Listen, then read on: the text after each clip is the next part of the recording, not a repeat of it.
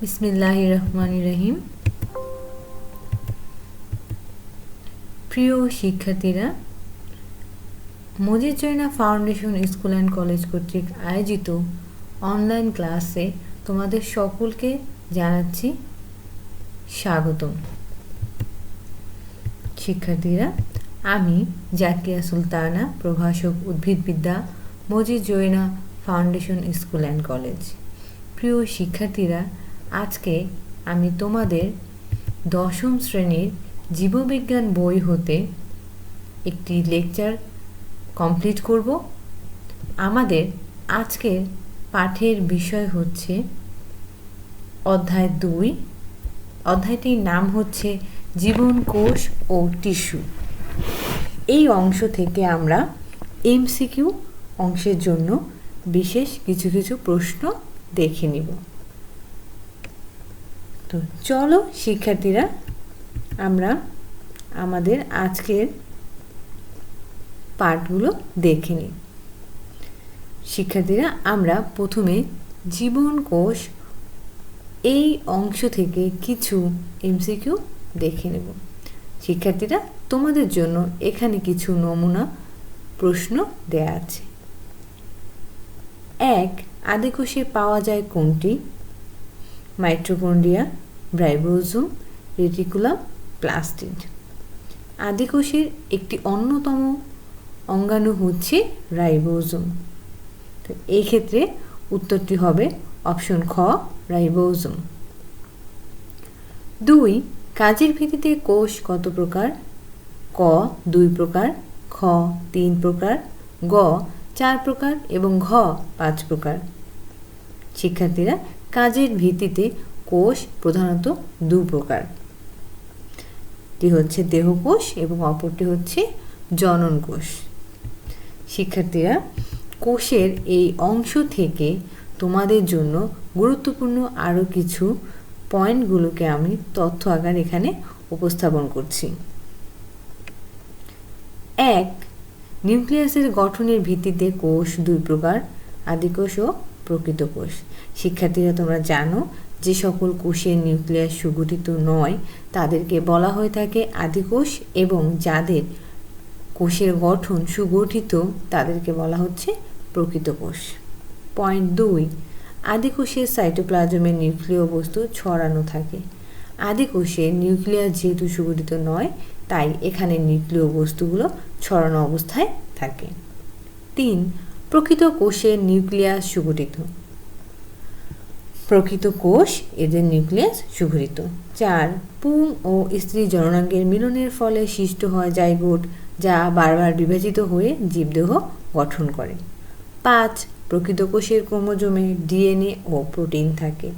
প্রকৃত কোষের ক্রোমোজোমে ডিএনএ এবং একই সাথে প্রোটিন থাকে। প্রিয় শিক্ষার্থীরা, এই অংশ হতে আমরা আরও কিছু এমসিকিউ এর জন্য তথ্য জেনে নিব। 1 নম্বর পয়েন্ট হচ্ছে কোষ প্রাচীর লিপিড, প্রোটিন ও পলিস্যাকারাইড দিয়ে তৈরি। লিপিড, প্রোটিন ও পলিস্যাকারাইড দিয়ে কোষ প্রাচীর তৈরি। কোষ ঝিল্লি লিপিড ও প্রোটিন দিয়ে তৈরি, কিন্তু কোষ ঝিল্লি লিপিড ও শুধু প্রোটিন দিয়ে তৈরি। মাইটোকন্ড্রিয়া আবিষ্কার করেন বেনেরা। বিজ্ঞানী বেনেরা সর্বপ্রথম মাইটোকন্ড্রিয়াটি আবিষ্কার করেন। 4. কোষ ঝিল্লির ভাঁজকে মাইক্রোভিলাই বলে। 5. গ্লাইকোলাইসিস মাইটোকন্ড্রিয়াতে ঘটে না। শিক্ষার্থীরা, মাইটোকন্ড্রিয়াকে বলা হয়ে থাকে কোষের পাওয়ার হাউস। এখানে শক্তি উৎপাদনের যে প্রক্রিয়াটি মূলত শ্বসন, সেটি ঘটে থাকে, তবে শ্বসনের প্রথম ধাপ গ্লাইকোলাইসিস মাইটোকন্ড্রিয়াতে ঘটে না। 6. প্রাককেন্দ্রিক কোষে মাইটোকন্ড্রিয়া থাকে না, অর্থাৎ যে সকল কোষ আদি প্রকৃতির তাদের দেহে মাইটোকন্ড্রিয়া থাকে না। 7. ক্লোরোফিল পাওয়া যায় ক্লোরোপ্লাস্টে। ক্লোরোপ্লাস্টের একটি কণিকার নাম হচ্ছে ক্লোরোফিল। 8. উদ্ভিদের মূল ও ভ্রূণে পাওয়া যায় লিউকোপ্লাস্ট। উদ্ভিদের মূল ও ভ্রূণে যে বর্ণহীন প্লাস্টিড পাওয়া যায় তাকে লিউকোপ্লাস্ট বলে। আলোর সংস্পর্শে লিউকোপ্লাস্ট ক্লোরোপ্লাস্টে পরিণত হয়। প্লাস্টিড সূর্যালোককে রাসায়নিক শক্তিতে রূপান্তরিত করে। প্রিয় শিক্ষার্থীরা, 10 নম্বর পয়েন্টে আবার দেখো, এখানে বলা হয়েছে যে সূর্যালোকের রাসায়নিক শক্তিকে প্লাস্টিক সে শুধুমাত্র শক্তিতে রূপান্তরিত করতে সক্ষম। 11 আমিষ সংশ্লেষণে সহায়তা করে রাইবোজোম। রাইবোজোমকে যা বলা হয়ে থাকে প্রোটিন তৈরির কারখানা, কারণ একমাত্র এটি কোষে প্রোটিন সংশ্লেষণ করে থাকে। রাইবোজোম ও সেন্ট্রোজোম কোষের ঝিল্লিবিহীন অঙ্গাণু। Ribosome, centrosome. 13 উদ্ভিদ কোষে অনুপস্থিত সেন্ট্রোজোম। 14 জীবাণু ভক্ষণ করে লাইসোজোম। লাইসোজোম একটি অঙ্গাণু যেটি জীবাণু ভক্ষণ করে থাকে। হরমোন নিঃসরণে ভূমিকা রাখে গোলজি বস্তু। লাইসোজোমকে আত্মঘাতী থলিকা বলা হয়। কোষ গহ্বর এর বাইরের আবরণকে ট্রোনোপ্লাস্ট বলে। কোষ গহ্বরের বাহিরের আবরণকে ট্রোনোপ্লাস্ট বলা হয়। 8 nucleus, nuclear membrane, nucleoplasm, nucleolus ও ক্রোমাটিন তন্তু নিয়ে গঠিত। একটি সুগঠিত নিউক্লিয়াসে 4টি অংশ থাকে: নিউক্লিয়ার মেমব্রেন, নিউক্লিওপ্লাজম, নিউক্লিওলাস ও ক্রোমাটিন তন্তু। 9 বংশগতির বৈশিষ্ট্য বহন করে ক্রোমোজোম। ক্লোরোপ্লাস্টের বর্ণ সবুজ। সবুজ বর্ণের প্লাস্টিডগুলোকে মূলত ক্লোরোপ্লাস্ট বলা হয়ে থাকে। শিক্ষার্থীরা, আমরা চলে যাচ্ছি আমাদের পরবর্তী টপিকস। এখানে দ্বিতীয় অধ্যায়ে উদ্ভিদ ও প্রাণী টিস্যুর যে অংশটি আছে এখান থেকে আমরা কিছু এমসিকিউ দেখে নেব। শিক্ষার্থীরা, তোমাদের জন্য নমুনা এমসিকিউ: সরল টিস্যু কত প্রকার? সরল টিস্যু 2 প্রকার। 3 প্রকার। সরল টিস্যু 3 প্রকার। 2 জাইলেম ও ফ্লোয়েম একত্রে কি গঠন করে? ফাইবার, পেরিসাইকেল, বান্ডেল শীট, ঘ ভাস্কুলার বান্ডেল। শিক্ষার্থীরা, এক্ষেত্রে অপশনটি হবে ভাস্কুলার বান্ডেল। জাইলেম ও ফ্লোয়েম একত্রে গঠন করে ভাস্কুলার বান্ডেল। শিক্ষার্থীরা, আমরা আরও কিছু তথ্য দেখে নিচ্ছি। প্রাথমিক জাইলেম 2 প্রকার। পয়েন্ট 2 কোষ বিভাজনে সক্ষম ভাজক টিস্যু। ভাজক টিস্যুগুলো বারবার বিভাজিত হতে সক্ষম। 3 পাটের আঁশকে বলা হয় বাস্ট ফাইবার। শিক্ষার্থীরা, এটি তোমাদের জন্য অত্যন্ত গুরুত্বপূর্ণ একটি এমসিকিউ। 4 ফাইবার ও স্ক্লেরাইড হলো স্ক্লেরেনকাইমা টিস্যু। ফাইবার, স্ক্লেরাইড এরা হলো বিশেষ এক ধরনের স্ক্লেরেনকাইমা টিস্যু। স্টোনসোল বলা হয় স্ক্লেরাইডকে। এর কোষগুলো মৃত এবং দৃঢ় হওয়ার কারণে মূলত স্ক্লেরাইডেরকে বলা হয়ে থাকে স্টোন সেল। শিক্ষার্থীরা, জটিল টিস্যু হতে আমরা আরও কিছু বিশেষ তথ্য এখানে দেখে নেব। 1 প্যারেনকাইমা কোষ সেলুলোজ দিয়ে তৈরি। 2 কোলেনকাইমা খাদ্য প্রস্তুত উদ্ভিদের কোষের দৃঢ়তা প্রদান করে। কোন কোষসমূহ খাদ্য প্রস্তুত উদ্ভিদ কোষের দৃঢ়তা প্রদান করে? কোলেনকাইমা। 3 প্রোক্যাম্বিয়াম হতে সৃষ্ট জাইলেম হলো প্রাথমিক xylem. 4 xylem tracheid, vessel, xylem parenchyma ও জাইলেম ফাইবার নিয়ে গঠিত। 5 ভেসেলগুলো চোঙের মতো এবং দীর্ঘ নলে সৃষ্টি করে। শিক্ষার্থীরা, ফ্লোয়েম টিস্যুর একটি অন্যতম গঠন হচ্ছে ভেসেল, যেগুলো দেখতে চোঙের মতো এবং এরা একটির পর একটি বসে দীর্ঘ নলে সৃষ্টি করে। 6 ফ্লোয়েম সিভনল সঙ্গী কোষ। ফ্লোয়েম প্যারেনকাইমা ও ফ্লোয়েম তন্তু নিয়ে গঠিত। ফ্লোয়েম টিস্যু যে আছে এরা সিভনল সঙ্গী কোষ, ফ্লোয়েম প্যারেনকাইমা ও ফ্লোয়েম তন্তু নিয়ে গঠিত। 7 একবীজপত্রী উদ্ভিদের ফ্লোয়েমে প্যারেনকাইমা থাকে না। একবীজপত্রী উদ্ভিদ যারা আছে তাদের যদি পরিবহন টিস্যুগুচ্ছ আছে সেখানে প্যারেনকাইমা থাকে না। 8 পরিণত শিবকোষে কোনো নিউক্লিয়াস থাকে না। ভেরি ভেরি ইম্পর্টেন্ট একটি প্রশ্ন, পরিণত শিবকোষে কোনো নিউক্লিয়াস থাকে না। ফ্লোয়েম টিস্যু খাদ্য পরিবহনের কাজ করে।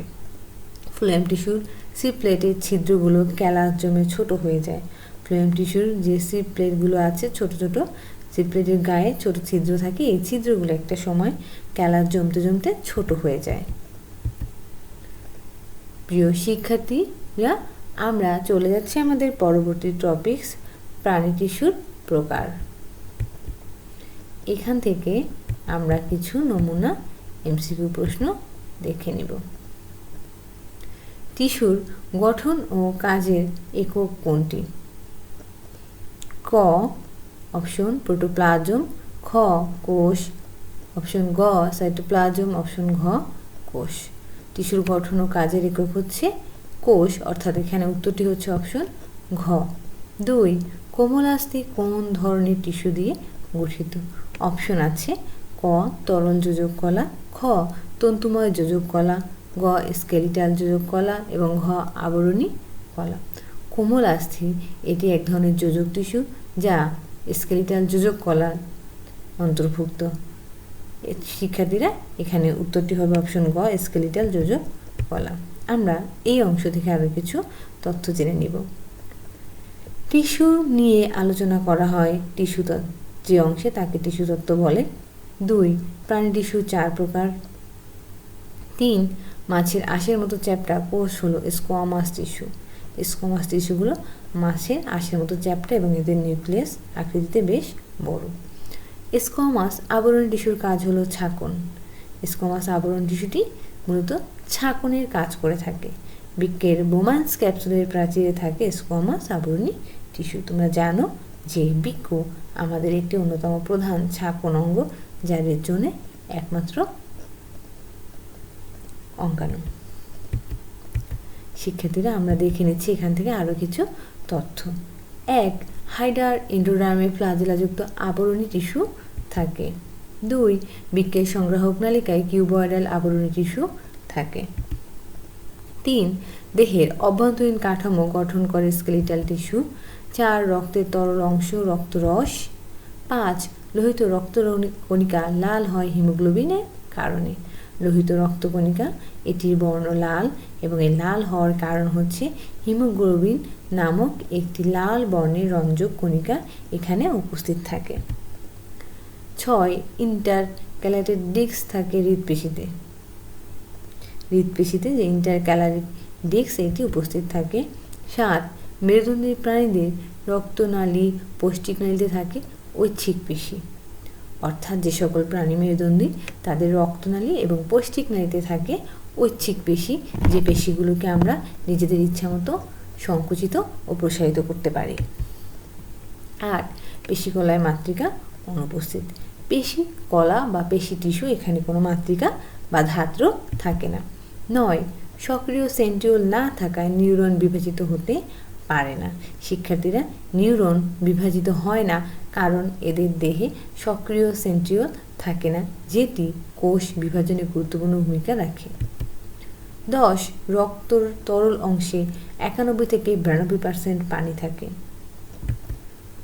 11 পেশিকলায় ভ্রূণীয় মেসোডার্ম হতে তৈরি। শিক্ষার্থীরা পেশিকলা বা মাস্কুলার টিস্যু যে আছে এরা ভ্রূণীয় মেসোডার্ম হতে উৎপত্তি লাভ করে থাকে। 12 পরপর দুটো নিউরন সিন্যাপস দ্বারা যুক্ত থাকে। দুটি নিউরন এরা পরপর সিন্যাপস নামক একটি বিশেষ জোড়ার মাধ্যমে যুক্ত থাকে। শিক্ষার্থীরা এর পরবর্তী অংশে আমরা অঙ্গ এবং তন্ত্র থেকে কিছু তথ্য জেনে নেব। 1 চক্ষু, কর্ণ, নাসিকা, হাত, পা ও মাথা এগুলো বাহ্যিক অঙ্গ।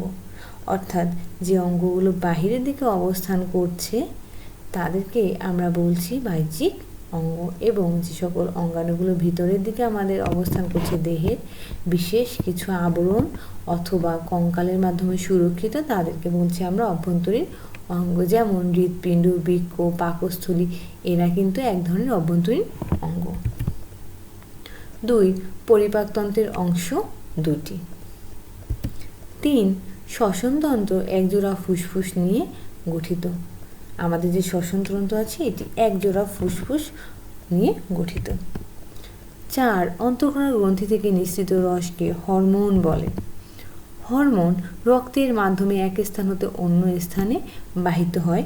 প্রায়শই এই প্রশ্নটি এসে থাকে, হরমোন এক স্থান থেকে অন্য স্থানে কিভাবে প্রবাহিত বা সঞ্চালিত হয়? এটি মূলত রক্তের মাধ্যমে বাহিত হয়ে থাকে। 6 বৃক্ক, ইউরেটার, মূত্রথলি ও মূত্রনালী নিয়ে রেচনতন্ত্র গঠিত।